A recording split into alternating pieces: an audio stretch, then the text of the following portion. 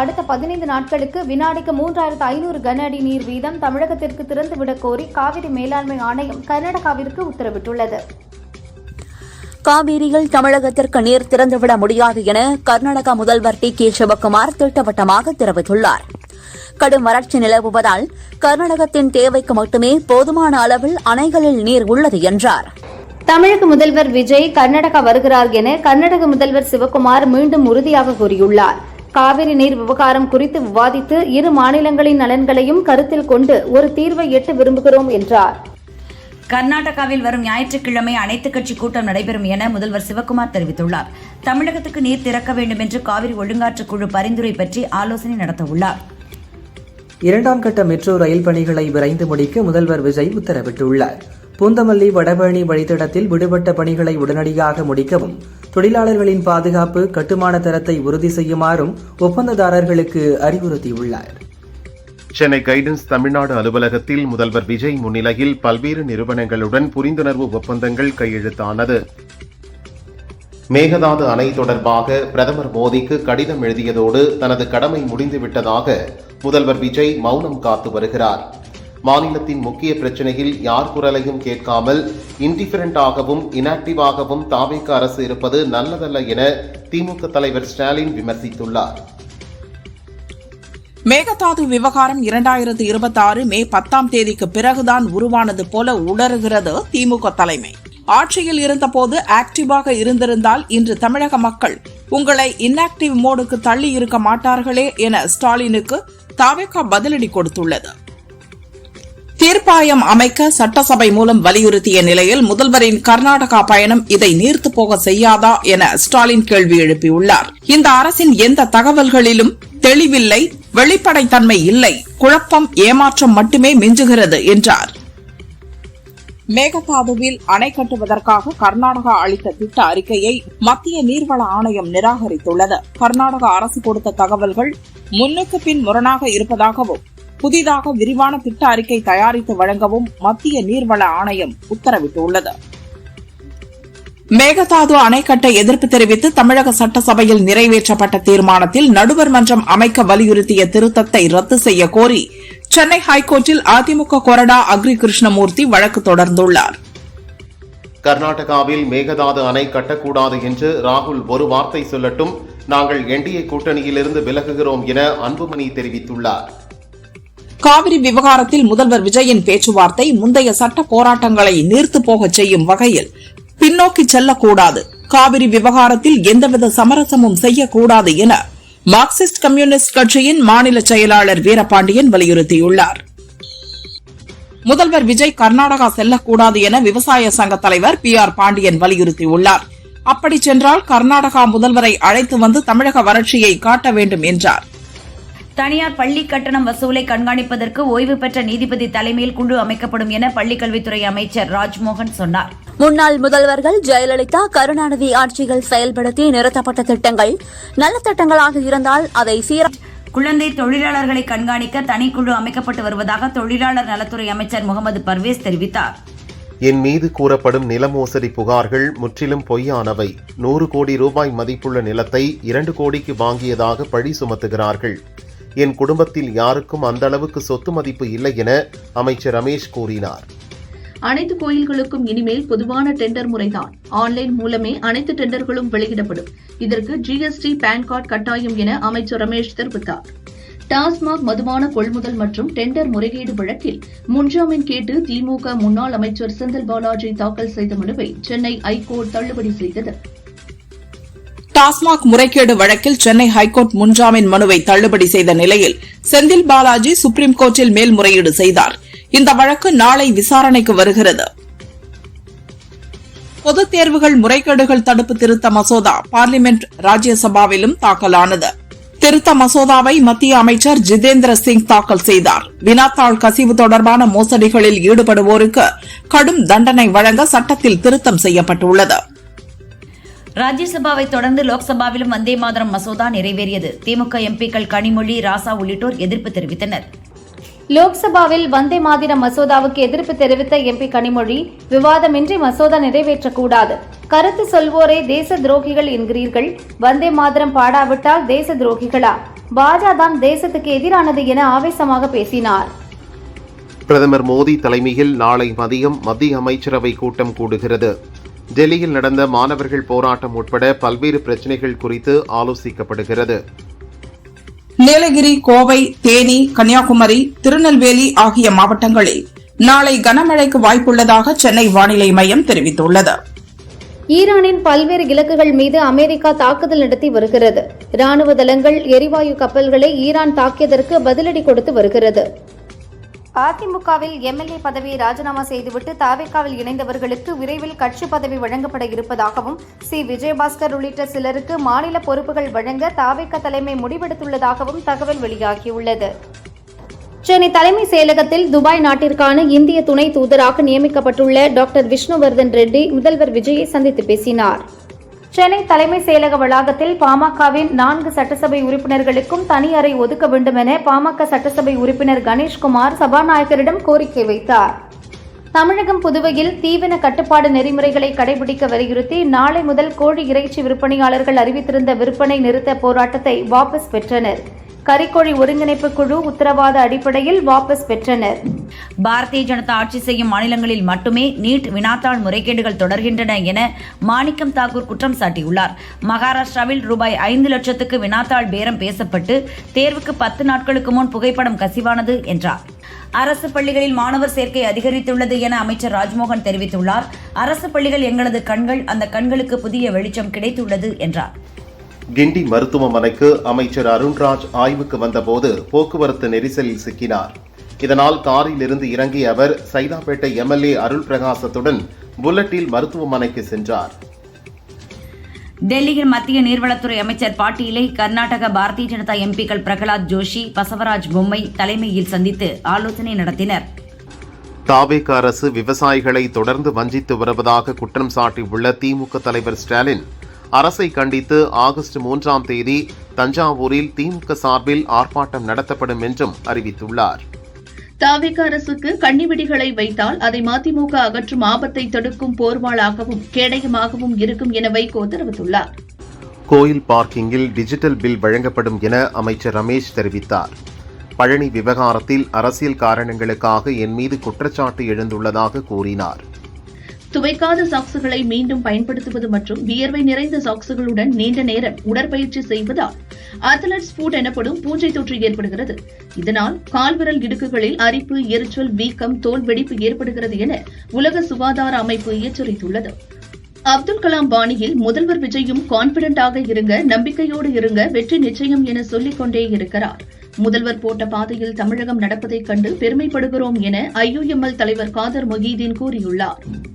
சட்டசபை தேர்தலில் பாஜகவுடன் அதிமுக கூட்டணி சேர்ந்ததால் தாவேக தனித்து போட்டியிட்டது. அதேபோல் காங்கிரஸ் விசிக கூட்டணிக்கு வரும் என எதிர்பார்த்தோம். ஆனால் அது கைகூடவில்லை என அமைச்சர் ஆதவ் அர்ஜுனா கூறினார். பெண் கல்வி, உரிமை மற்றும் சமூக முன்னேற்றத்திற்காக வாழ்நாளை அர்ப்பணித்தவர் டாக்டர் முத்துலட்சுமி. அவர்களின் தன்னலமற்ற அர்ப்பணிப்பு தலைமுறைகளை கடந்து என்றும் தமிழ் மண்ணில் நிலைத்திருக்கும் என முதல்வர் விஜய் கூறியுள்ளார். தமிழகத்தில் உள்ள அனைத்து பள்ளி வளாகங்களிலும் அரசியல், மதம் மற்றும் ஜாதி அமைப்புகளின் கூட்டங்கள் நடத்த அனுமதி அளித்தால் சம்பந்தப்பட்டவர்கள் மீது நடவடிக்கை எடுக்கப்படும் என தமிழக அரசு அரசாணை வெளியிட்டுள்ளது. கோவிலுக்கு வரும் பக்தர்களுக்கு தேவையான வசதிகளை எவ்வித குறைபாடுமின்றி செய்து தர வேண்டும் என இந்து சமய அறநிலையத்துறை அதிகாரிகளுக்கு முதல்வர் விஜய் உத்தரவிட்டுள்ளார். போக்குவரத்து துறையில் வேலை வாங்கி தருவதாக கூறி பண மோசடி செய்ததாக செந்தில் பாலாஜி உள்ளிட்டோருக்கு எதிரான வழக்கில் விசாரணைகள் இருந்து விலகுவதாக சுப்ரீம் கோர்ட் நீதிபதி மோகனா அறிவித்துள்ளார். புனித சாவன் மாதத்தின் முதல் நாளான இன்று ஹரித்வார் வந்த ஒரு பக்தர் கங்கையில் புனித நீர் எடுக்கும்போது திடீரென ஆற்று வெள்ளத்தில் அடித்து செல்லப்பட்டார். மாநில பேரிடர் மீட்புப் படை வீரர்கள் உடனடியாக ஆற்றில் குதித்து அவரை மீட்டனர். வடமாநிலங்களில் சிவபெருமானுக்கு உகந்த சாவன் மாதம் ஆன்மீக பெருக்குடன் இன்று தொடங்கியது. உத்தரகாண்ட் மாநிலம் ஹரித்வாரில் பக்தர்கள் கங்கையில் புனித நீராடி சாவன் மாத வழிபாட்டில் ஈடுபட்டனர். சபரிமலை ஐயப்பன் கோவில் சன்னிதானத்திற்கு மில்மா நிறுவனம் விநியோகம் செய்த நெய்யில் முறைகேடு நடந்திருப்பதாக கேரள பால்வள மேம்பாட்டுத்துறை தெரிவித்துள்ளது. பாகிஸ்தான் ஆக்கிரமிப்பு காஷ்மீர் பகுதியை பாகிஸ்தானி காஷ்மீர் என குறிப்பிட்டு செய்தி வெளியிட்ட நியூயார்க் டைம்ஸ்க்கு பாகிஸ்தானி காஷ்மீர் என்ற சொல்லாடல் தவறு, பிழையானது, தவறான வழிநடத்தல் கூடாது, அது பாகிஸ்தானால் ஆக்கிரமிக்கப்பட்ட காஷ்மீர் என நியூயார்க் டைம்ஸை இந்திய தூதரகம் சாடியுள்ளது. சிஜேபி போராட்டக்காரர்கள் மீதான போலீஸ் நடவடிக்கையை கண்டித்து பார்லிமென்ட் வளாகத்தில் காங்கிரஸ் எம்பி பிரியங்கா தலைமையில் எதிர்க்கட்சி எம்பிக்கள் போராட்டம் நடத்தினர். காவிரி மேலாண்மை ஆணையத்தின் ஒப்புதல் மற்றும் விரிவான திட்ட அறிக்கையின்றி மேகதாது அணையை கட்ட சுற்றுச்சூழல் அனுமதி கிடையாது என லோக்சபாவில் எம்பி சுதா எழுப்பிய கேள்விக்கு மத்திய சுற்றுச்சூழல் துறை இணையமைச்சர் கீர்த்தி வர்தன் சிங் பதிலளித்தார். டெல்லியில் போராட்டத்தில் ஈடுபட்டு கைதானவர்களை விடுவிக்க மாநில அரசு உத்தரவிட்டுள்ளது. நீட் தேர்வு முறைகேட்டிற்கு எதிராக இளைஞர்கள் நடத்தியிருந்த போராட்டம் தொடர்பாக பதிவான 13 வழக்குகள் வாபஸ் பெறப்பட்டுள்ளன. ஆகஸ்ட் 12ஆம் தேதியன்று அரிதான மற்றும் கண்கவர் முழு சூரிய கிரகணம் நிகழவுள்ளது. இந்த வானியல் நிகழ்வை உலகெங்கிலும் உள்ள மக்கள் பார்க்கும் வகையில் நாசா தனது அதிகாரப்பூர்வ தளம் மற்றும் சோசியல் மீடியா பக்கங்களில் நேரலை செய்ய ஏற்பாடு செய்துள்ளது. பேஸ்புக்கில் இருந்து பிரதமர் மோடி வீடியோ நீக்கப்பட்டது தொடர்பாக விளக்கம் அளித்துள்ள மெட்டா நிறுவனம், பிரதமர் மற்றும் முக்கிய கணக்குகளின் பதிவுகளுக்கு பாதுகாப்பு நடவடிக்கைகளை தீவிரப்படுத்தி உள்ளோம் என்றும் தெரிவித்துள்ளது. 20% எத்தனால் கலந்த பெட்ரோலை பயன்படுத்துவதால் வாகனங்களின் என்ஜின் சேதமடைகிறது என்றும் மைலேஜ் குறைகிறது என்றும் எந்தவொரு அறிவியல் ஆய்வாலும் உறுதிப்படுத்தப்படவில்லை என பார்லிமென்டில் மத்திய அரசு தெளிவுபடுத்தியுள்ளது. 2025-2026 நிதியாண்டிற்கான வருமான வரி தாக்கல் செய்வதற்கான காலக்கெடு நாளையுடன் முடிவடைகிறது. இதை தவறவிடுபவர்கள் டிசம்பர் 31ஆம் தேதி வரை தாமத ரிட்டர்ன் தாக்கல் செய்யலாம். ஆனால் அதற்கு 5000 ரூபாய் வரை அபராதம் வசூலிக்கப்படும். கர்நாடகாவில் 18 முதல் 25 வயதுக்குட்பட்ட 7000க்கும் மேற்பட்ட இளைஞர்கள் மற்றும் கல்லூரி மாணவர்களுக்கு HIV தொற்று உறுதியானது. அனைத்து கல்லூரிகளிலும் பரிசோதனை மற்றும் ஆலோசனை முகாம்களை நடத்த கர்நாடக அரசு உத்தரவிட்டுள்ளது. மகாராஷ்டிராவில் அரசு மற்றும் தனியார் பள்ளிகளில் சிப்ஸ், சாக்லேட், குளிர்பானங்கள் உள்ளிட்டவற்றை விற்பனை செய்ய தடை விதிக்கப்பட்டுள்ளது. பள்ளி வளாகத்திலிருந்து 50 மீட்டர் சுற்றளவுக்குள் துரித உணவுகள் விற்பனை மற்றும் விளம்பரத்துக்கும் தடை விதிக்கப்பட்டது. கொடைக்கானல் செண்பகனூரில் உள்ள பத்ரகாளியம்மன் கோயிலில் ஆடி உற்சவ விழாவை முன்னிட்டு ஏராளமான பக்தர்கள் அக்னி சட்டி ஏந்தியும் அலகு குத்தியும் பறவை காவடி எடுத்தும் நேர்த்திக்கடன் செலுத்தினர். திருவாரூர் பெருகவாழ்ந்தானில் விளைநிலங்களை அழித்து தனியார் சூரிய ஒளி மின் உற்பத்தி மையம் அமைப்பதா என சீமான் கேள்வி எழுப்பியுள்ளார். 200 ஏக்கர் விளைநிலங்களை அழித்து முறையான அனுமதி பெறாமல் தனியார் நிறுவனம் அமைப்பது அதிர்ச்சி அளிக்கிறது என்றார்.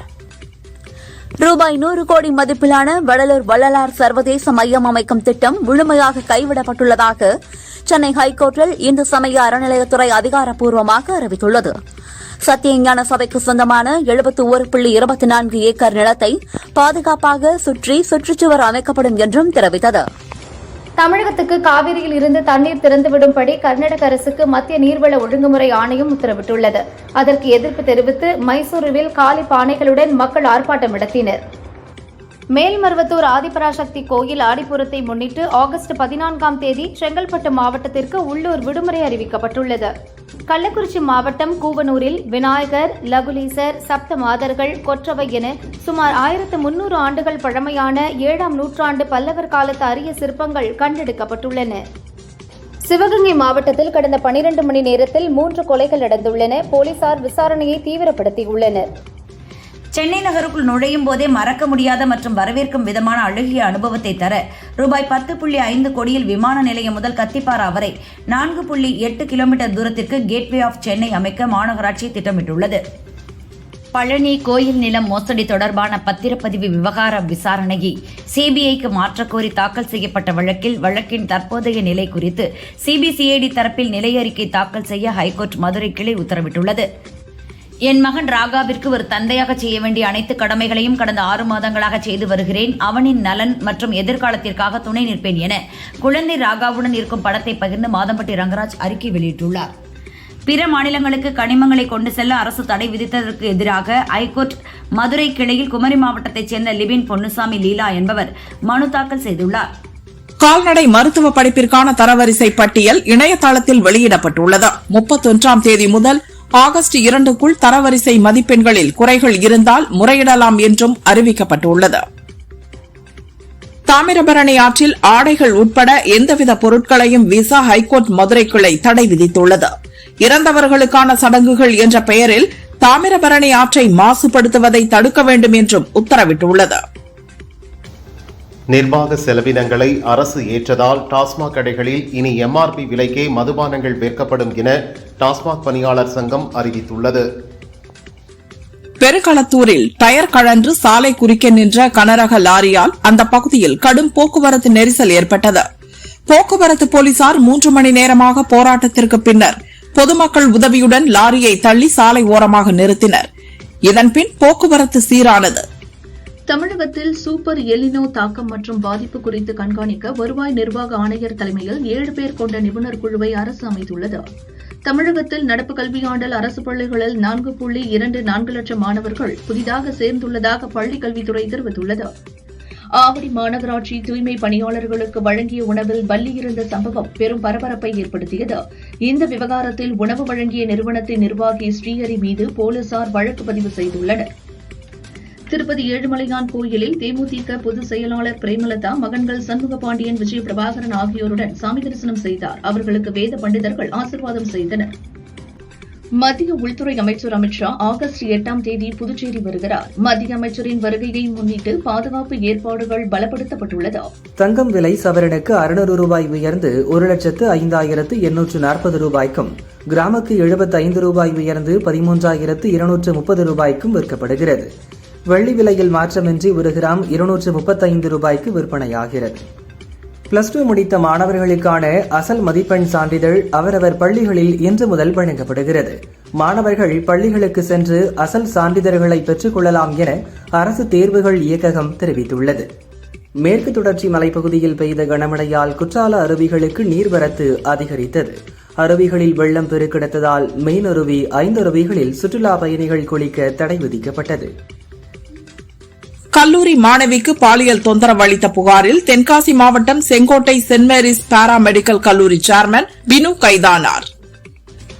வேலூர் அடுக்கம்பாறை அரசு மருத்துவமனையில் இறந்தவர் உடலை பிரேத பரிசோதனை செய்ய உறவினரிடம் 2000 ரூபாய் லஞ்சம் வாங்கிய பிணவரை ஊழியர் கண்ணன் சஸ்பெண்ட் செய்யப்பட்டார். நாகர்கோவில் கோட்டாறு ரயில்வே குடியிருப்பைச் சேர்ந்தவர் பாலுசாமி. இவரது வீட்டின் பூட்டை உடைத்து உள்ளே புகுந்த மர்ம நபர்கள் பீரோவில் இருந்த 13.5 சவரன் தங்க நகைகள் மற்றும் வெள்ளி கொலுசு, 2500 ரூபாய் ரொக்கம் ஆகியவற்றை திருடிச் சென்றனர். நாமக்கல் ராசிபுரம் அருகே சாலையோரத்தில் பதிக்கப்பட்டிருந்த BSNL நிறுவனத்திற்கு சொந்தமான செம்பு வயர்களை திருடிய இளைஞர்கள் 3 பேரை போலீசார் கைது செய்தனர். அவர்களிடமிருந்து 50,000 ரூபாய் மதிப்பிலான செம்பு வயர்கள் மற்றும் ஆட்டோவை பறிமுதல் செய்தனர்.